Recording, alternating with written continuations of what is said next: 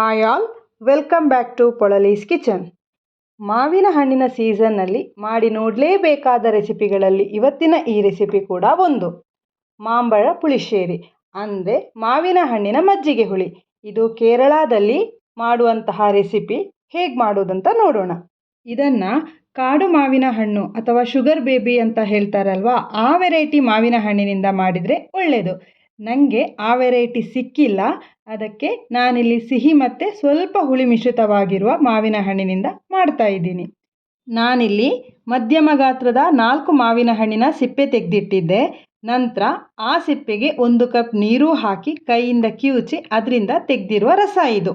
ಇನ್ನು ಒಂದು ಪಾತ್ರೆಗೆ ಸಿಪ್ಪೆ ತೆಗೆದ ಮಾವಿನ ಹಣ್ಣನ್ನು ಕಟ್ ಮಾಡದೆ ಹಾಗೆಯೇ ಹಾಕಿ ನಂತರ ತೆಗೆದಿರುವ ರಸವನ್ನು ಹಾಕಿ. ಮಾವಿನ ಹಣ್ಣು ಮುಳುಗುವಷ್ಟು ಹಾಕಬೇಕಾಗತ್ತೆ, ಸಾಕಾಗಿಲ್ಲ ಅಂದರೆ ನೀರನ್ನು ಸೇರಿಸಿ. ನಂತರ ರುಚಿಗೆ ತಕ್ಕಷ್ಟು ಉಪ್ಪು, 1 ಚಮಚ ಬೆಲ್ಲ. ಮಾವಿನ ಹಣ್ಣಾಗಿದ್ದರಿಂದ ಇಲ್ಲಿ ಸ್ವಲ್ಪ ಬೆಲ್ಲ ಹಾಕಲೇಬೇಕು. ನಂತರ 1/4 ಚಮಚ ಅರಶಿನ ಪುಡಿ ಹಾಕಿ ಚೆನ್ನಾಗಿ ಮಿಕ್ಸ್ ಮಾಡಿ ಮಾವಿನ ಹಣ್ಣನ್ನು ಬೇಯಿಸ್ಕೋಬೇಕು. ಅಷ್ಟರಲ್ಲಿ ಮಸಾಲವನ್ನು ತಯಾರಿಸೋಣ. ಮಿಕ್ಸಿ ಜಾರಿಗೆ 1 ಕಪ್ ಹಸಿ ತೆಂಗಿನ ತುರಿ, ಖಾರಕ್ಕೆ ತಕ್ಕಷ್ಟು ಹಸಿ ಮೆಣಸಿನಕಾಯಿ, ನಾನಿಲ್ಲಿ 4 ಹಸಿ ಮೆಣಸಿನಕಾಯಿ ಹಾಕಿದ್ದೀನಿ, ಅರ್ಧ ಚಮಚ ಜೀರಿಗೆ, ರುಬ್ಬೋದಕ್ಕೆ ಬೇಕಾಗಿರುವ ನೀರನ್ನು ಸೇರಿಸಿ ನುಣ್ಣಗೆ ಅರ್ಕೋಬೇಕು.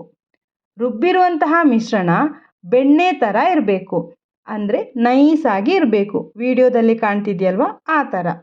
ಈ ಕಡೆ ಮಾವಿನ ಹಣ್ಣು ಕೂಡ ಚೆನ್ನಾಗಿ ಬೆಂದಿದೆ.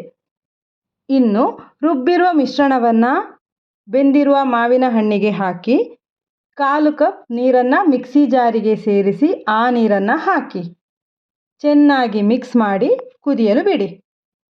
ಹೀಗೆ ಚೆನ್ನಾಗಿ ಕುದಿದ ನಂತರ 1 ಕಪ್ ದಪ್ಪ ಮಜ್ಜಿಗೆ ಅಥವಾ ಮೊಸರನ್ನು ಹಾಕಿ ಮಿಕ್ಸ್ ಮಾಡಿ ನಂತರ 1 ಕುದಿ ಕುದಿಸಿ.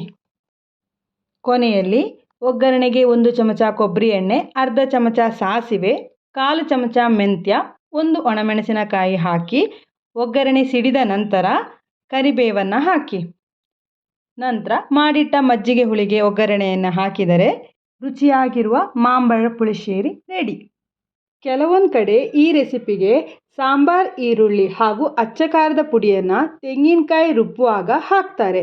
ನಿಮಗಿಷ್ಟ ಆದರೆ ಹಾಗೂ ಮಾಡ್ಬೋದು. ಬಾಯ್ಲ್ಡ್ ರೈಸಿಗೆ ಒಂದೊಳ್ಳೆಯ ಕಾಂಬಿನೇಷನ್ ಆಗಿರುವ ಈ ರೆಸಿಪಿ ನಿಮಗೆ ಇಷ್ಟ ಆದರೆ ಲೈಕ್ ಮಾಡಿ, ಶೇರ್ ಮಾಡಿ. ಇನ್ನೊಂದು ಹೊಸ ರೆಸಿಪಿಯೊಂದಿಗೆ ಸಿಗೋಣ.